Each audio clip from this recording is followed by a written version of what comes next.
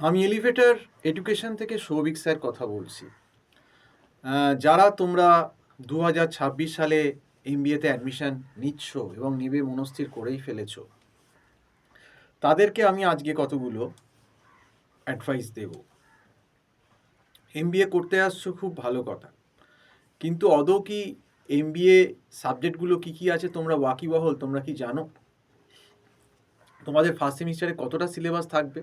সে তুমি যে ইউনিভার্সিটিতেই ভর্তি হও না কেন, তুমি ক্যালকাটা ইউনিভার্সিটিতে ভর্তি হতে পারো, তুমি যাদবপুরে ভর্তি হতে পারো, তুমি ম্যাকআউট ইউনিভার্সিটিতে ভর্তি হতে পারো, যেখানেই যাও না কেন সিলেবাসটা কিন্তু অলমোস্ট 70-80% কিন্তু সেম।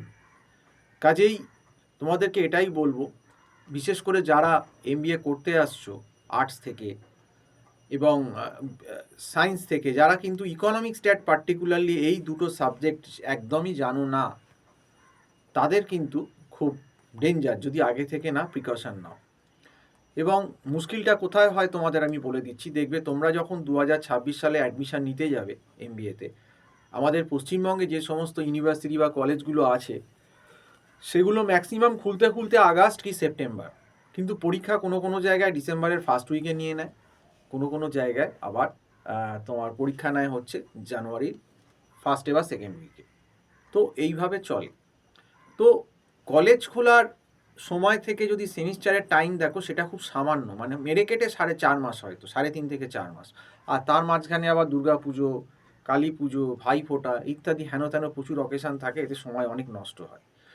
তো সেক্ষেত্রে এই ইকোনমিক্সের ভেতর মাইক্রো ইকোনমিক্স এবং ম্যাক্রো ইকোনমিক্স একটা এত বড় হিউজ সিলেবাস, যেখানে গ্রাফের ডেরিভেশন এবং তার সঙ্গে ক্যালকুলাস লাগে। ক্যালকুলাস না জানলে গ্রাফ বুঝতেই পারবে না, ডিওয়াইডিএক্সটা না জানলে যে গ্রাফের স্লোপটা কী হচ্ছে, বা ইকোনমিক্সের যে মাইক্রো সামসগুলো আছে, কস্টের ওপর আছে, কনজিউমার বিহেভিয়ারের ওপর আছে, প্রোডাকশানের ওপর আছে, মার্কেটের ওপর আছে, সেগুলো তো একটা বেসিক ক্যালকুলাস না জানলে তোমরা কোনোভাবেই ধরতে পারবে না। এবং ইকোনমিক্সের সিলেবাসটা একটা হিউজ সিলেবাস, এই সিলেবাস কখনো ওই 4 মাসে হয় না, এই সিলেবাসটা মোটামুটি 7 মাস 8 মাস সময় লাগে ফার্স্ট সেমিস্টারের যে সিলেবাস।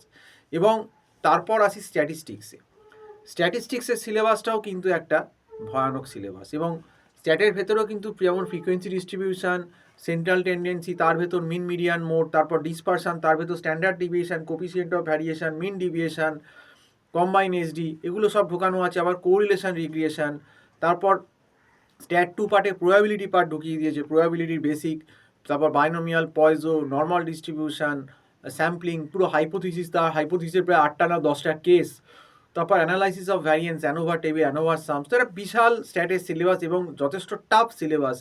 এই সিলেবাস কখনো যাদের ব্যাকগ্রাউন্ড নেই তারা কখনোই 3.5-4 মাসে কোনোভাবেই শেষ করতে পারবে না। তো এই কারণেই কিন্তু যারা এমবিএতে পড়তে আসে, প্রত্যেক বছর আমি এই কথাটা প্রথম থেকে বলি, কিন্তু বেশিরভাগ স্টুডেন্টই আমার কথা শোনে না। হয়তো আমার কথা 5% স্টুডেন্ট শোনে, 4 থেকে 5%। এবং যারা শোনে না তাদের পরিণতি নয় সাপ্লি, নয় খুব খারাপ রেজাল্ট, এই দুটোই হয় আমি দেখেছি। তো সেক্ষেত্রে আবারও বলছি, যারা 2026-এ অ্যাডমিশান নেবে, আজকে ডিসেম্বরের 2025-এর লাস্টে 24শে ডিসেম্বর বলছি, যে যারা কিন্তু যাদের ব্যাকগ্রাউন্ড নেই তারা কিন্তু এখন থেকেই জানুয়ারি মাস থেকেই কিন্তু পড়ো। যারা ফ্রি আছো, যাদের গ্র্যাজুয়েশান হয়ে গেছে, তাদের তো উপায় আছে। যাদের গ্র্যাজুয়েশান চলছে তাদেরকে বলছি না, তাদের কিছু করার নেই। কিন্তু যারা এখন আমরা পুরোপুরি ফ্রি, যাদের গ্র্যাজুয়েশান এই 2025-এ কমপ্লিট হয়ে গেছে, তারা তো ফ্রি। আমি বলবো এই যে সময়টা, এই সময়টা হচ্ছে একটা গোল্ডেন টাইম, গোল্ডেন অপরচুনিটি, শোনার সময়। এই সময়টায় বিশেষ করে যাদের ব্যাকগ্রাউন্ড নেই, আর্টস থেকে বা সায়েন্স থেকে আসছে, এমনকি কমার্স থেকেও যারা এসেছো, তারাও কিন্তু এই লেভেলের ইকোনমিক্স বা স্ট্যাট কোনো দিন করোনি, তাদেরকে আমি বলবো তারা কিন্তু ইকোনমিক্স স্ট্যাটটা অন্তত জানুয়ারি মাস থেকে স্টার্ট করে দাও। আর আমাদের এখানে কিন্তু অনলাইন ক্লাস এমবিএ ফার্স্ট সেমিস্টারে 2026-এর কিন্তু শুরু হয়ে যাচ্ছে, একদম স্টার্ট হয়ে যাচ্ছে জানুয়ারির ফার্স্ট উইক থেকেই। কয়েকজন ক্লাস স্টার্ট করে দিচ্ছে। তো সেক্ষেত্রে বলবো এই অপরচুনিটিটা কিন্তু নাও, এবং আমাদের এখানে কিন্তু খুব একটা নমিনাল মান্থলি ফিজে আমরা প্রথম দিকটায় আমরা স্টুডেন্টদের সুযোগ দিচ্ছি ইকোনমিক্স স্ট্যাট পড়ার। তো সেক্ষেত্রে আমার যে নাম্বারটা আছে 9831044518, এই নাম্বারে কল করে কিন্তু আমার সঙ্গে যোগাযোগ করতে পারো বা হোয়াটসঅ্যাপ করতে পারো।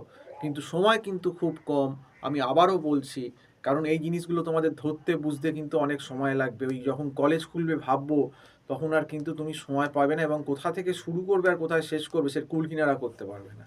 এবং প্রত্যেক বছর ঠিক এই কারণে খবর নাও সিনিয়রদের কাছে, দফায় দফায় কিন্তু ইউনিভার্সিটিতে ইকোনমিক্স এবং স্ট্যাটে কিন্তু এই কারণে ফেল হচ্ছে। এবং যাদের অ্যাকাউন্টস ব্যাকগ্রাউন্ডও নেই বিকম ছাড়া, তাদেরকে আমি এটাও বলবো তাদেরকে কিন্তু অ্যাকাউন্টসের টিউশনও নিতে হবে। কারণ অ্যাকাউন্টসও তোমাদের গোল্ডেন রুল যেগুলো নিয়ম আছে, তারপর গোল্ডেন রুল আছে, তারপর তোমার লেজার জার্নাল লেজার আছে, তারপর ট্রায়াল ব্যালেন্স আছে, ফাইনাল অ্যাকাউন্ট আছে, কস্ট শিট আছে, লিফো ফিফো আছে, ক্যাশ ফ্লো ফান্ড ফ্লো আছে, রেশিও অ্যানালিসিস আছে, এগুলো সমস্ত তোমাদের কিন্তু করতে হবে, তোমাদের সিলেবাসে কিন্তু আছে। তাই জন্য বলছি এমবিএ কোর্সটা কিন্তু কোনো ছেলে খেলা নয়, এটা আমি বারবার তোমাদের বোঝাতে চাইছি। MBA is a very tough course.